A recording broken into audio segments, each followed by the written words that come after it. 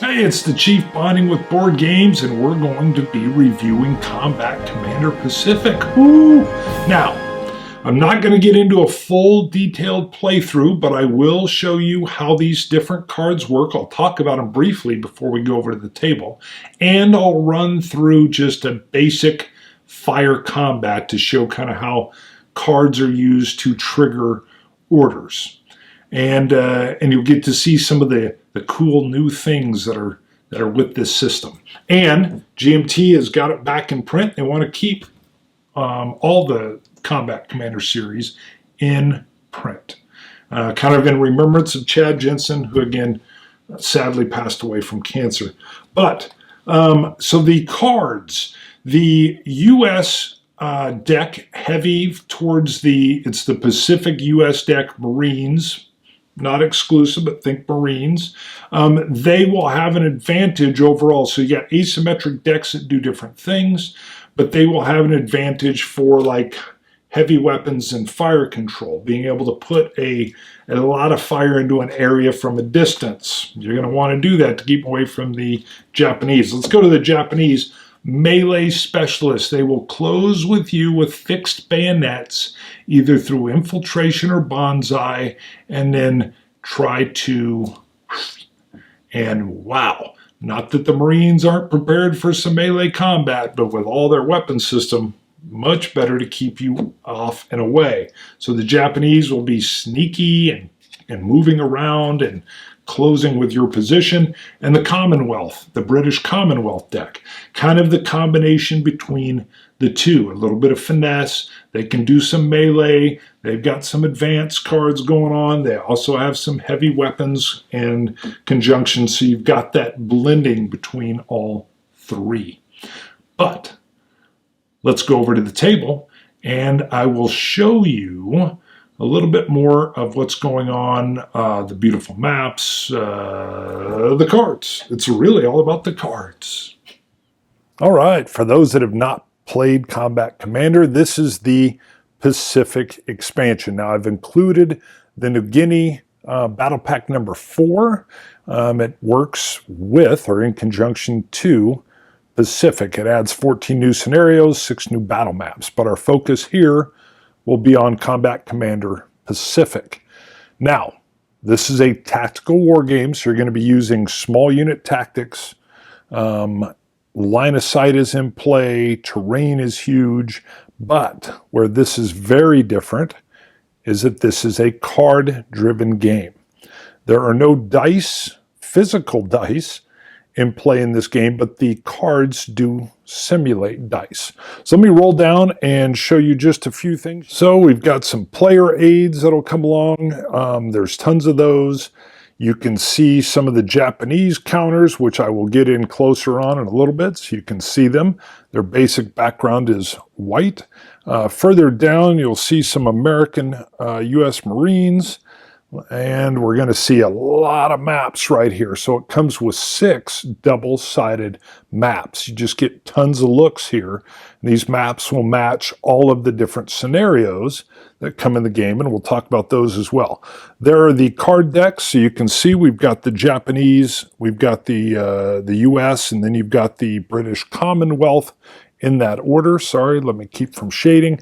If we come down, first of all, you can see the beautiful terrain, and then again, we have some U.S. markers down over here. Now, a big driver of this game is keeping track. So this is kind of like your command center over here, where you'll be keeping track of the overall types of units. And there are casualty tracks, which a keynote in Pacific that differs from Europe is the Japanese will not surrender. So let's come back over here real quick. I'm going to remove these maps off of here, and we'll talk a little more specifically about the cards and then some of the differences between Combat Commander Pacific over Europe. So the heart of the Combat Commander system is the Fate decks. Each nationality, in this case Japanese, British Commonwealth, and the US, have different decks that are asymmetric, and they lend toward what those nationalities acted like or what they kind of did.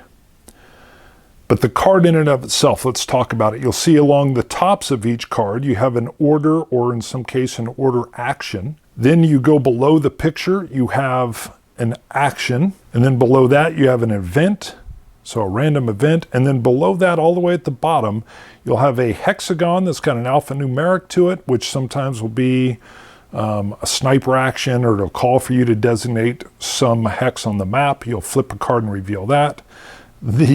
The little icon there in the middle between that and the dice is just naming the nationality of this card and the card number within the deck, so you could order the deck or remove cards if necessary. Then you have your actual dice.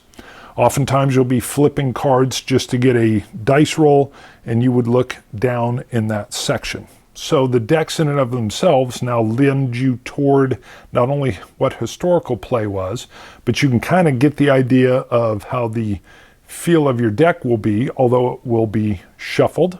And so you never quite know what you're going to be able to do when you're actually playing the game.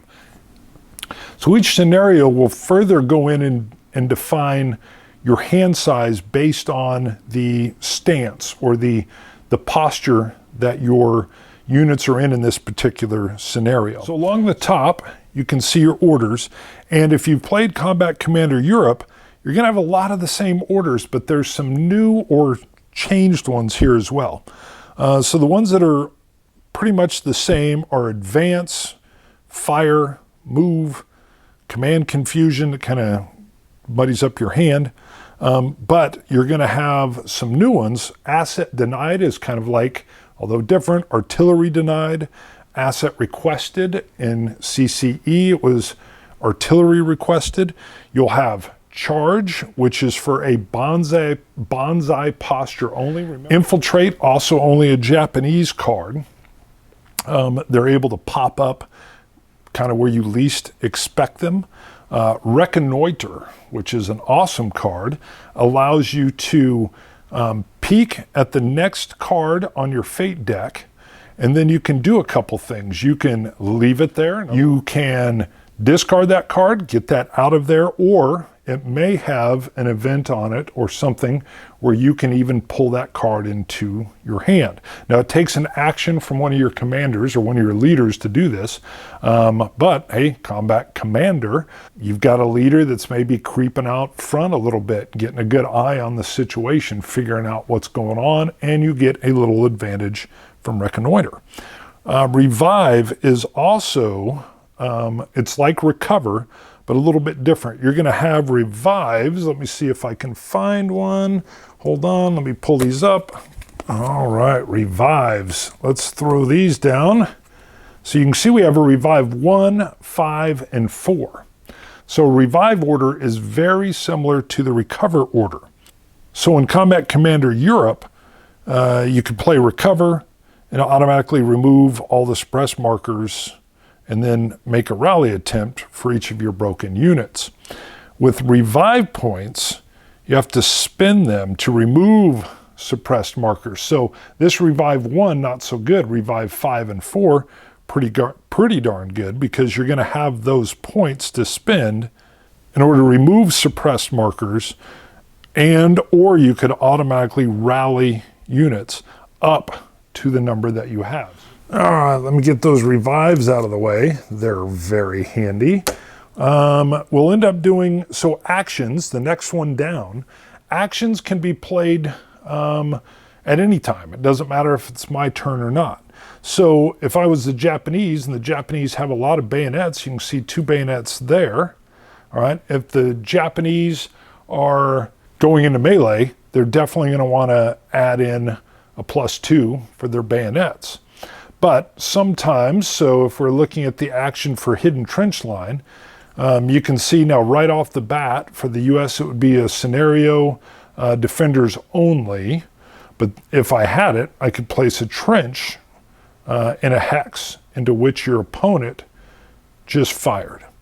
So you can see how the actions, they're like the spice that adds on to what you're doing or what you're trying to stop your opponent from doing. I've actually set up the US deck and I've pulled out some cards just to show you. So if I went to flip a card and I flipped it. I'll put it down just so you can see it. And I was looking for the dice. So I was flipping a card for a dice result. So I'm flipping the card to get a dice result, but I have a box here. We will pause. Now we'll end up resolving whatever the dice are, whether it was for attack or whatnot, but we would have an event that would occur. So then we would go and flip another card and read the event, in this case, interdiction, and it's suppress 1 unit in a hex with less than 1 cover. And I would then be able to take that event. Now, instead of the event, you could have a sniper. So you can see we have a sniper. Now, sniper doesn't just mean a guy with a scoped rifle. It can be almost any event. The rules say snake bite or friendly fire or errant shell lands. But, so let's say it was sniper. For a sniper, you're going to flip a card, and now you're looking down at this hex. So we would go to D4, and if there was a unit in there, it's my choice if I want it to break or not. So if it's my unit in there, I may be like, no, I don't want it to break. Japanese unit, of course, let's break. You might have a disperse card, which could get rid of a star shell or some smoke that is out there. And you have time. You might flip, get the snake eyes, and have time, in which case we have a time track on the board. I'll insert a little picture now, and you would advance the time track. The time track keeps you, which I just did, you can't even see it, and I went and advanced it. The time track keeps the pressure on the players to keep the action going. All right, I wanted to walk through a basic turn. So it's the Japanese turn.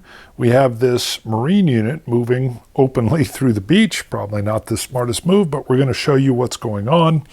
I will put in a picture again showing you what all their numbers mean. The firepower, of course, is 5. Now you can see the box around it for the Japanese. That means they would get a +1 in melee. All right, we're going to take a turn for the Japanese. So the Japanese are the defenders. That means they have a hand limit of 4. These happen to be the cards that I have. And they are a line 3. So they can give 3 orders on their turn. Now you can see I have a reconnoiter. We're going to use that. I have a fire. We'll use that. Another fire card and a move card. So let's just start with the reconnoiter. I play the reconnoiter, and it allows me to take a peek at the next card on my fate deck. Now, I have a fire card, so I'm definitely thinking I want to shoot. However, we wanted to see what this card was going to have on it. I like the 6, 7, 8, especially added to my 5. So this is a pretty good card. I could discard it. I could take it into my hand if I wanted the event, but we're going to use it I wanted to see if it was going to be a good die roll or not. So I've taken my first card action, my first order, and I've reconnoitered. So now, knowing that that card's good, I'm going to play my fire card. So I'm going to fire at this unit.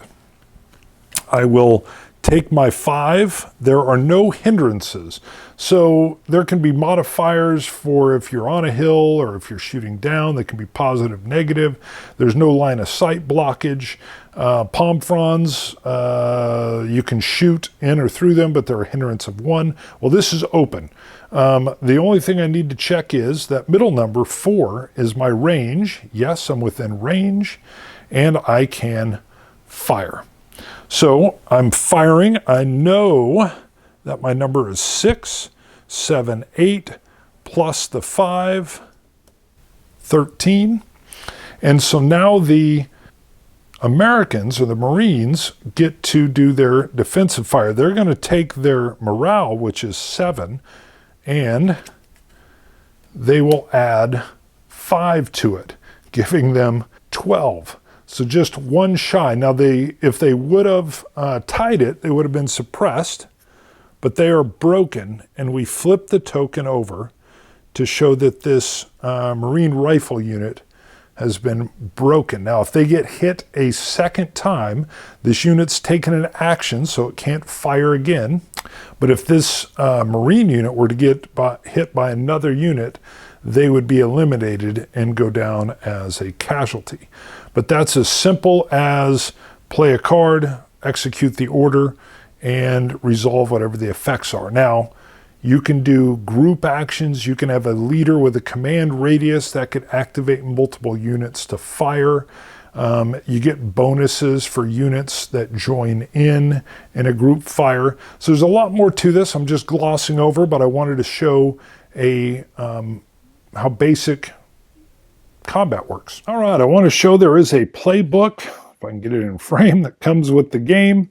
So the playbook will give you some, as you would expect, examples of play, walks you right through group fire, leaders, and how all that will function and work. Really handy. Goes through all the detail of caves and movement. You've got your special units, historical scenarios, and how they set up. And then what I wanted to get into is kind of how they look. So it tells you the map, it tells you the units you're going to need, gives you all the information over here on what posture the different nationalities will be in, if they are line units or green units or elite units. All that happens over on this side, so you can see it's real easy for the layout of the units, the parameters, the historical note, and then where everything's going to set up. The Japanese side, the Allies side, the type of map is used. And these scenarios are very, very user-friendly and really move from several different types of combat situations. And then all the way in the back, assuming you've played through all of your different scenarios, you have your leader table, fortifications, and then you have random scenario generators that you can create. Make sure I'm all the way on there. That's terrible framing. That you can create and continue to play. So there we go. Let's come out for some final thoughts. All right, Combat Commander Pacific. Woo. So Chad Jensen comes out with version 3, the big box, not just a little expansion, and it's a standalone game in the Pacific. So, streamlined. It's just the actions, for instance, they've taken a bunch out and just put a handful in that are in line with Pacific. More player control. So with the revives, so instead of their old recover card from CCE, you've got the revives of, revive 1, 2, 3, 4, up to 5. And the control that you have with that in conjunction with assets requested and assets denied and all the things you can do with those cards. So it's putting, it's just giving the player more control. Now, the other one's theme. The game drips with Pacific theme. Infiltration. Night fighting with starbursts or flares. Treetop snipers. Punji pits. Flamethrowers. Even your air support that comes in. So home run hit out of the park with attaching what just feels like gritty Pacific theater theme coming in. And the scenarios that roll through all kinds of different things and the different postures that you take. So you're in the defensive, or you're invading, or the Banzai. So it's got a heck of a fun factor. It's sneaky. The exit victory points, where you can gain these extra victory points if you get off the opposite side of the board and what those are worth, and you got to kind of be able to kind of know what you're doing there. But the ability for the Japanese to sneak around and either attack you or just get off and pick up some victory points, you've got to keep that in mind. So I think one of the hard things with Pacific tactical combat is that in the real world, the Allies, sometimes you didn't see the enemy a lot. It was very rare that you had some kind of stand-up fight with them. It was that sneaky, scary, you cleared a cave and you're moving by and boom, you get a shot coming out of the same cave. What? Throw the flamethrower, pop it in there, and the ability to capture it, which was done here, and adding in with that streamlining and that player control. And again, I'm just going to say it again, the fun factor is through the roof. Chad would say, that it's a game. And the game and the fun factor is what's there. And the stories that are built around the game, they're great stories. So, Chief, feed the niche. See you guys. Bye.